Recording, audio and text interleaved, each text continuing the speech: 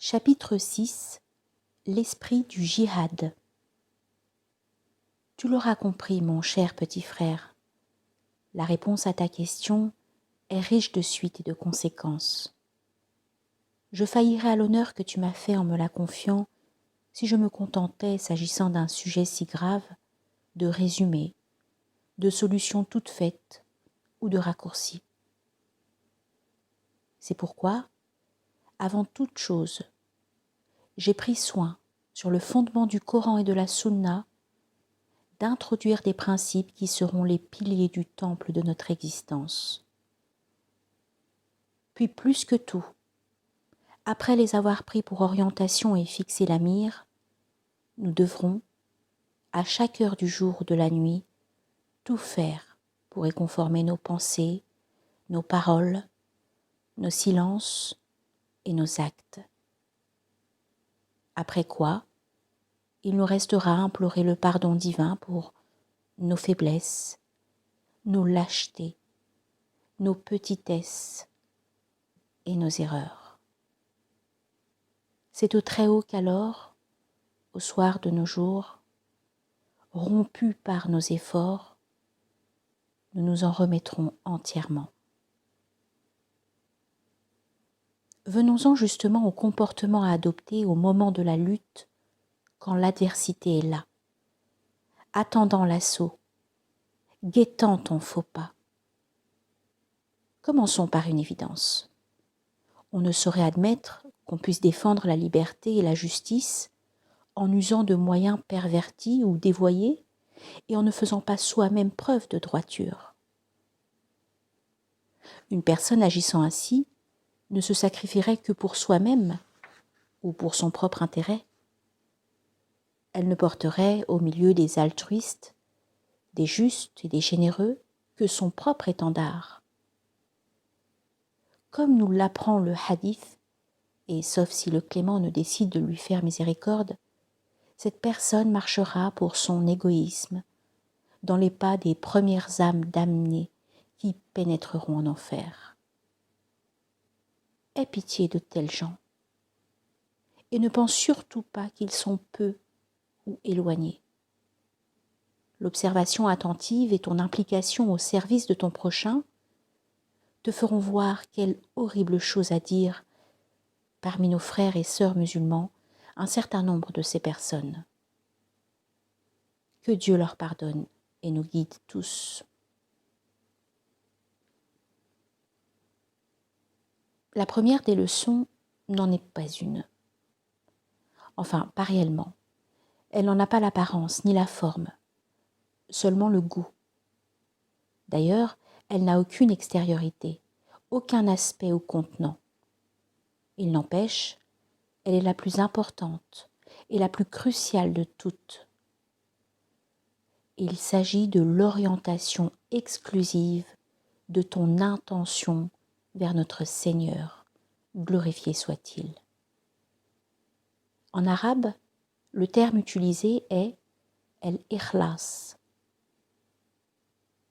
Si j'attire ton attention sur le fait que ces gens ne sont ni peu ni éloignés, c'est pour mieux t'interpeller sur le fait que la situation qu'ils connaissent peut devenir la tienne. Ne pense pas que ta sincérité puisse te préserver de chuter, comme tant avant toi l'ont naïvement cru. Méfie-toi. Ta sincérité, même si elle est indispensable, ne suffit malheureusement pas. La preuve en est que l'opportuniste et l'égoïste y puisent également la valeur de leurs actes. La sincérité, cette perle qui se forme dans le coquillage du cœur, n'est donc pas le critère prédominant pour arriver à orienter, en la régulant, son intention vers l'unique. Glorifié soit-il. C'est chose connue. Il n'y a rien de plus difficile à conserver, à fixer ici-bas que son intention. D'ailleurs, j'ignore même si cela est humainement réalisable. Quoi qu'il en soit, si tu veux la conserver dans sa pureté originelle, prends-le pour chose acquise, l'intention est glissante, fuyante, poreuse et inaccessible à l'appréhension. Ces ennemis, qui sont aussi et avant tout les tiens, sont légion. Leur force variée, leur puissance variable. Il est possible que tu ne les remarques pas. Pourtant, ils sont bien là. Et leur stratégie, si tant est qu'on puisse parler de stratégie, est quasiment toujours la même. Informé du fait que tu t'efforces d'agir en toutes choses comme si tu voyais Dieu de tes yeux, conscient qu'ils sont de la réalité de ta foi, ils ne veulent ni ne peuvent t'attaquer de front. Ils attendent avec patience, silencieusement tapis dans tes recoins, pour essayer de te faire dévier de ta route. Petit à petit, jour après jour, souvent sans que tu ne le sentes, ils n'épargneront ni n'économiseront le moindre effort pour arriver à faire de ton intention une déportée. Et dans cet étrange bannissement en forme de glissade, la forcer à l'exil. J'ai en souvenir mon désarroi lorsque je me suis rendu compte de cette réalité invisible, écrite dans une langue non humaine que seuls les cœurs éveillés savent lire. Dans mes premiers pas musulmans, je m'étais juré, comme beaucoup à mes côtés, de traduire ma spiritualité dans un engagement concret. Je décidai très tôt de m'investir dans des associations afin de réaliser certaines actions ou de réaliser la promesse de servir Dieu par le service de ses idéaux et de ses créatures. Au début, ma motivation était inébranlable et mon intention cristalline. Je venais pour Allah et pour Allah seul, et je m'agrégeais pour ce faire à un groupe, à mes frères. Tout m'était inconnu, hormis mon intention, et mon ignorance de tout le reste rendait mon humilité facile. Puis le temps des actions vint, et avec lui son lot de responsabilités et de préoccupations. Les problèmes ne manquaient pas, et nous rencontrions, mes frères d'engagement et moi, un nombre de difficultés considérables. À cette époque, les mouvements musulmans n'en étaient qu'à leurs prémices, et nous manquions de tout, enfin, de tout, sauf d'ambition.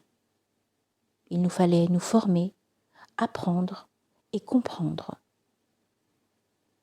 Tout en même temps, expliquer, produire et pratiquer. Ici, l'on organisait des conférences, là on cherchait des sources de financement, plus loin on recevait les personnes en difficulté dans des permanences. Sur le sol de la mosquée, à la table de réunion, au guichet d'une administration, avec ma plume, mes bras, ma parole, je m'attelais à ma mission en faisant de mon mieux, prenant chaque problème l'un après l'autre, menant chaque bataille jusqu'à son terme, avant de passer à une autre.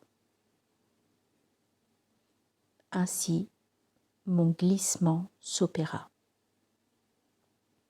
Comment ? Aussi facilement qu'une feuille morte portée par le vent. Occupée en corps et préoccupée en esprit, ma motivation avait changé de direction sans que je m'en rende compte. Je ne venais plus pour Allah et pour Allah seul. Je venais pour mener à bien un projet. Je venais pour être avec mes amis et frères et profiter de leur chaleur.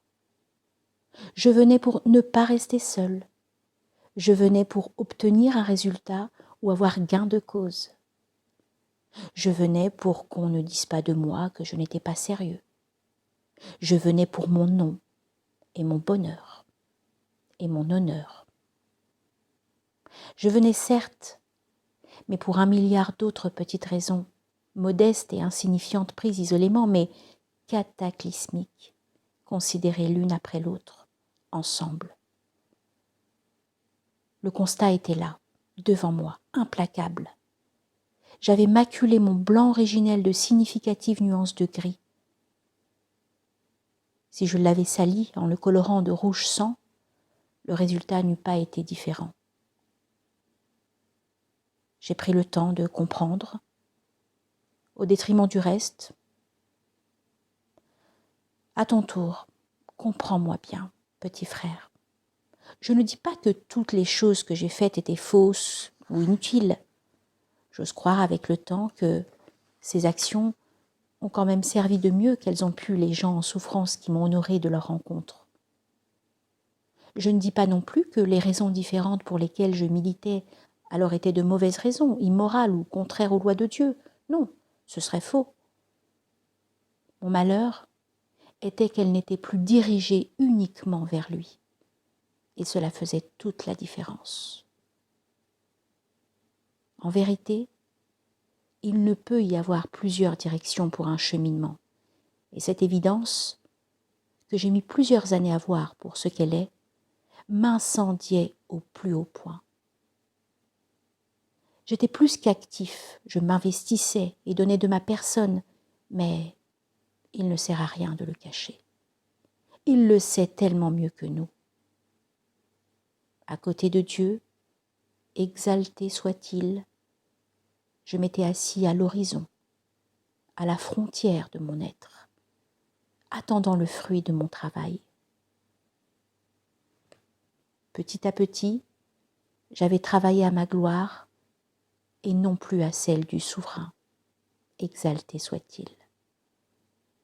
Le copinage, qu'on appelait fraternité, la valorisation et les compliments déguisés derrière un vocabulaire religieux, les remerciements sous forme d'invocation, la popularité et la reconnaissance que je cherchais implicitement dans les paroles de mes frères et sœurs, mon ego qui, sous couvert de piété, cherchait son reflet dans leurs yeux, tous ont été mes portes d'inconscience par lesquelles j'ai glissé et perdu l'équilibre.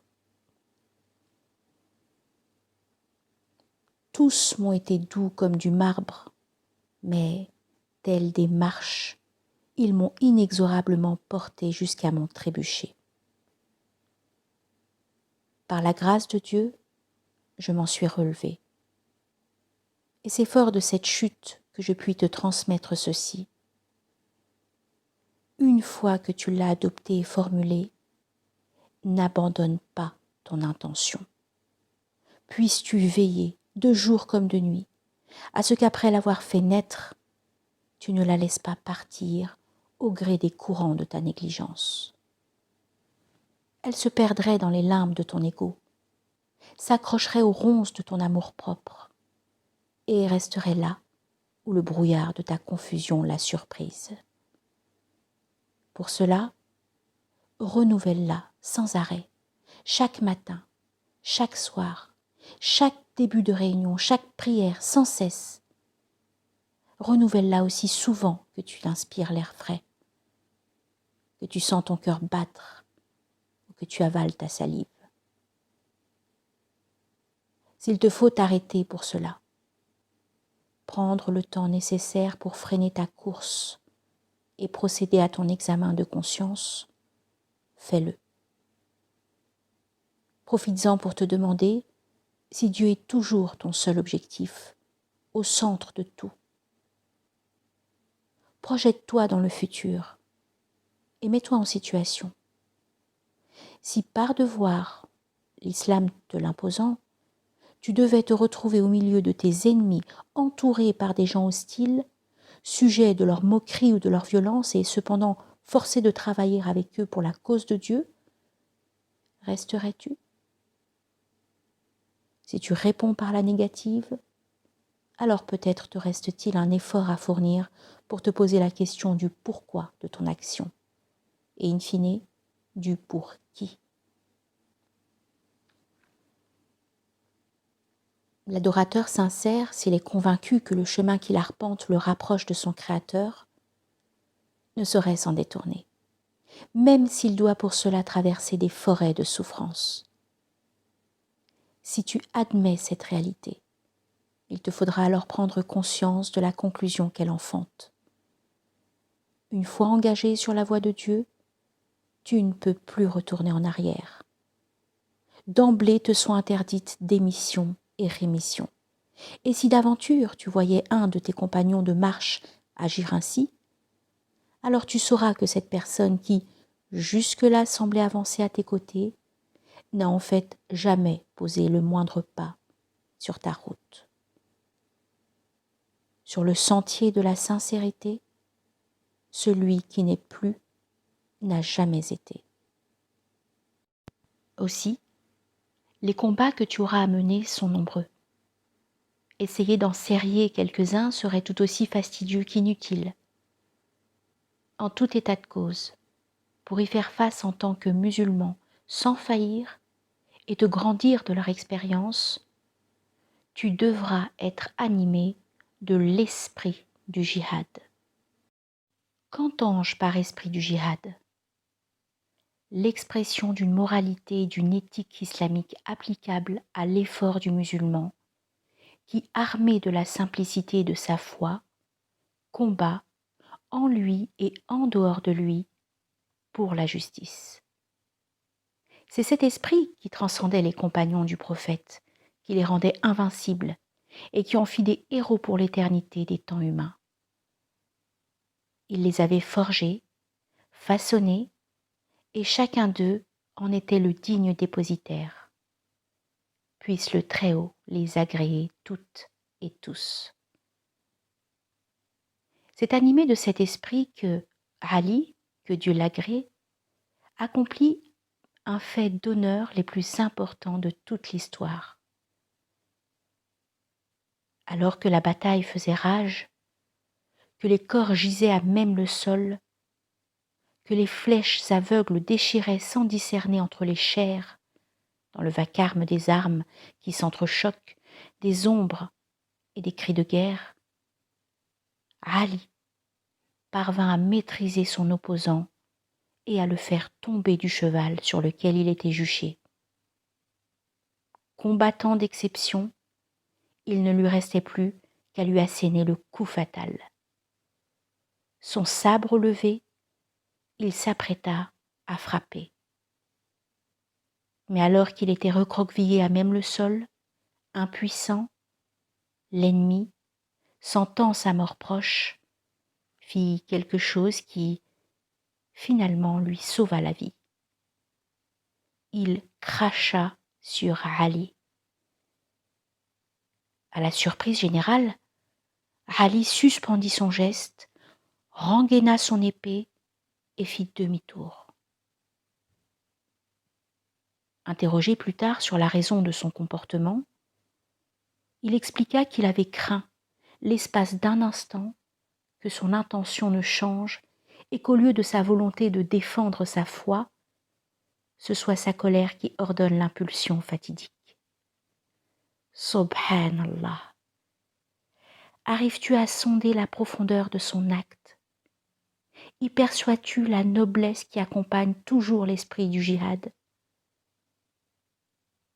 Harassé par la fatigue du combat et la force des coups, tous ses sens en éveil au cœur d'un duel dont il n'y a d'autre issue qu'une mort violente, il a refusé de prendre le risque, le simple risque d'accomplir un seul geste pour un autre que Dieu. Car en s'abandonnant à une colère dont on aurait pu penser qu'elle fût légitime, en prenant juste le risque, il se serait renié. Or pour le genre d'homme qu'est Ali, se renier est pire que la plus abominable des morts. Que Dieu ennoblisse son visage à jamais. J'ignore ce qu'est devenu l'homme sur qui planait son glaive. Mes lectures ne m'ont pas permis d'en savoir davantage sur ce qu'il est advenu de lui. J'ai néanmoins en moi la conviction que l'attitude de Ali lui aura été infiniment plus forte et plus salvatrice que le coup fatal qui lui aurait fracassé le crâne et ôté la vie. Qui sait ? J'aime à penser, quand je me rappelle cette histoire, qu'il se serait rendu compte que Ali ne le combattait pas directement, qu'il n'était lui-même que le soldat égaré d'une cause perdue, l'esclave insignifiant d'une servitude qui le dépassait et rendait son existence diaphane, presque invisible, à des opposants qui ne se battaient pas contre lui, mais pour lui, subhanahu wa ta'ala. Peut-être même aura-t-il été touché par la grâce de ce merveilleux enseignement spirituel que venait de lui prodiguer un jeune homme illuminé de la foi naissante. Et peut-être ainsi aurait-il été par 2 fois sauvé. Combattre son ego est à tout moment plus urgent que de combattre l'ennemi qui immédiatement vous menace. Le messager, alayhi salatu wassalam, a dit « Le plus grand jihad est contre soi-même. » Je comprends. La seule défaite est celle de l'âme. Il semble qu'on puisse également découvrir une autre perle cachée dans ce fait d'armes extraordinaire. Qui tente d'analyser l'événement parvient à l'idée que l'esprit du jihad, si hautement et si parfaitement caractérisé par Ali, ne se marie jamais avec la haine, cette séductrice meurtrière, ni d'ailleurs avec sa petite sœur, la peur. Celui qui laisse la haine pénétrer son cœur a perdu. C'est une vérité éclatante que nul ne peut ternir. Incontestablement, sa défaite est totale, même s'il a la vie sauve ou gain de cause, quand bien même il pourrait être acclamé par les foules ou chanté par les poètes. Ce ne sont là que des apparences trompeuses. Bien que son nom puisse lui survivre, il a perdu, et ses ennemis, dont le plus grand est Satan, maudit soit-il, ont gagné. Petit frère, n'entends-tu pas en toi la voix de Ali te clamant de te porter à ses côtés et de combattre sans haine, sans crainte autre que celle de laisser ton ego devenir le général de tes armées? Dans ce bas monde, tous les champs de bataille sur lesquels tu te trouveras engagé, tous les ennemis qui t'y attendent, toutes les forces du mal réunies à ton intention, tous ne veulent de toi que corrompre ton cœur. Si tu uses de la fureur ou de la haine pour leur répondre, pour les vaincre ou seulement pour défendre le bien, alors prends conscience que tu viens de te porter toi-même un coup fatal et que tu y succomberas. Je le dis, la seule victoire est celle du cœur.